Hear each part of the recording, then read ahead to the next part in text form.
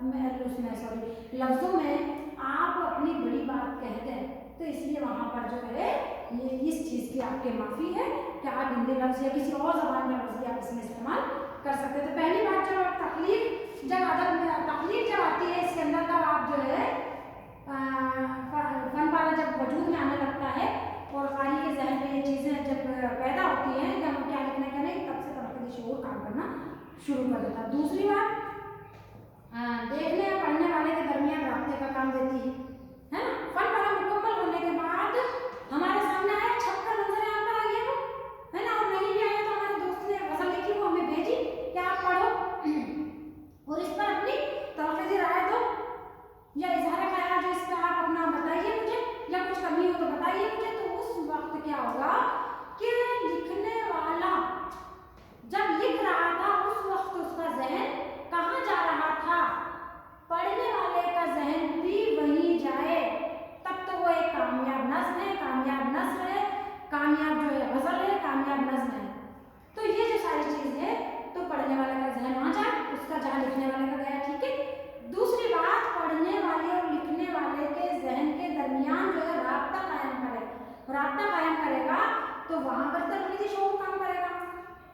फिर तीसरी बात यह होगी कि पढ़ने वाला उस पर अपनी रायज़नी करेगा।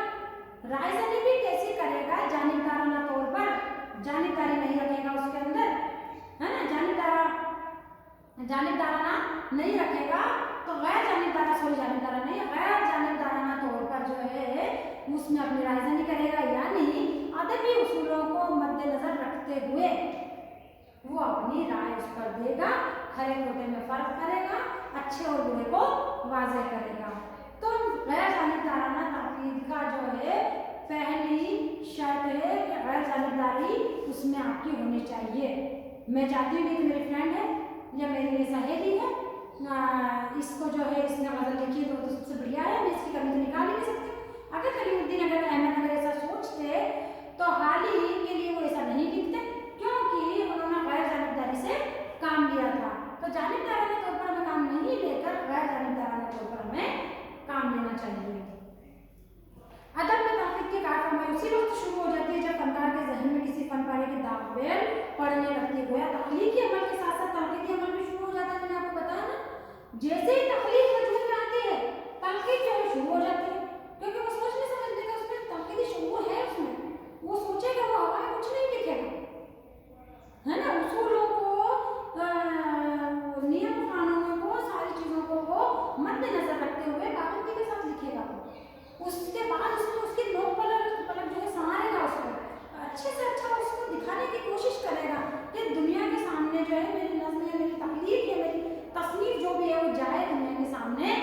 तो उसमें तनक़ीद जो है वो ऐसी हो जिसमें मैं अपना जो है एक मेरी तख्लीक जो है एक आज ये तस्नीफ जो है एक आला मयार रखे। तनक़ीद तो सब पर होती है, ऐसा नहीं है कि नहीं होती किसी पर, कलीमुद्दीन अहमद पर भी कर सकते हैं, है ना, बहुत एतराज़ात हुए थे उनकी भी तकरीर पर, तो वो यूँ नहीं है, कहने वाले सब कहते हैं, लेकिन आप दलीलों के साथ कहो वो मायने रखता है ना। तो तनक़ीद ज़रूरी है, सांस की तरह ज़रूरी है।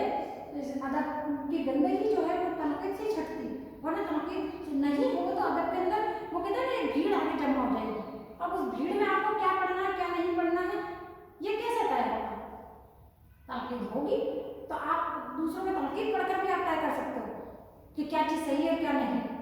उसके बाद अपनी तनक़ीद, अपने अंदर तनक़ीदी शऊर जानता है आपका और उस वहाँ तक पहुँचता है जहाँ तक कारी या जहाँ तक मुसन्निफ़ जो है पहुँचा है, ज़हन में मुकम्मल हो चुकी है। इसी तरह कोई शायर अगर नज़्म लिखने के लिए कलम उठाता है तो नज़्म का खाका उसके जहन में तैयार हो चुका होता है। ये काम तनक़ीदी शऊर के बगैर मुमकिन नहीं। तनक़ीदी शऊर ही शायर की रहनुमाई करता है कि नज़्म कैसे शुरू हो, किस तरह आगे बढ़े और कहाँ खत्म हो। गरज ये कि जब कोई फनकार के जहन में जन्म लेता है या लेने लगता है तो यहीं से तनक़ीद अपना काम शुरू कर देती है, और जब वो फनकार ज़ाहिरी शक्ल इख्तियार करने लगता है तो तनक़ीद का अमल तेज़ तर हो जाता है। बच्चों, इसके अंदर भी अदबी तनक़ीद पर आपको मौजू डालना है, अदबी तनक़ीद, और अदबी तनक़ीद पर एक आपको नोट जो है पूरा लिखना है। मैंने वहाँ से, और नूर हसन नकवी की किताब है वहाँ से। और इसके बाद भी अगर आप आगे जाना चाहें तो इबादत बरेलवी की किताब भी बहुत अच्छी है, तो उससे भी आप जो है जितनी ज़्यादा बुक्स लेकर, जितने ज़्यादा आप जो असाइनमेंट बना कर मुझे देंगे तो वो ज़्यादा अच्छा रहेगा और एग्जाम में नोट तैयार होगा, तो आप वो कर सकते हैं। दूसरी बात, 10 ऑब्जेक्टिव क्वेश्चन बनाने आपको लाजमी है। आज के लिए इतना ही, अगली क्लास में फिर हम मिलते हैं।